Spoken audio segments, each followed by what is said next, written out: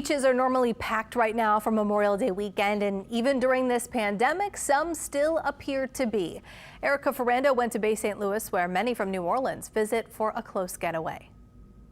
Families scattered along the beach in Bay St. Louis this Memorial Day weekend. That is pretty busy, but the part where we was at, it was easy to keep the social distance. This New Orleans family hasn't been out much during the pandemic, but they decided to take a day trip. We drove down to make sure that we wasn't around anyone. And upon arrival to Bay St. Louis, they were glad to find room to space out. They only had like one other person, maybe like 12 feet away from us. That hasn't been the case everywhere. Although greeted with a reminder to social distance in Florida, our partners with the Times-Picayune New Orleans Advocate took this picture on Pensacola Beach Saturday. Destin on the waters, it was a party. It was a whole bunch of people out. These Bay St. Louis visitors just came from Destin and Panama City. There was a lot of people out there. The whole strip was packed. The Sunshine State is less welcoming to Louisianians this weekend as vacation home rentals have banned renting to tourists from places like Louisiana.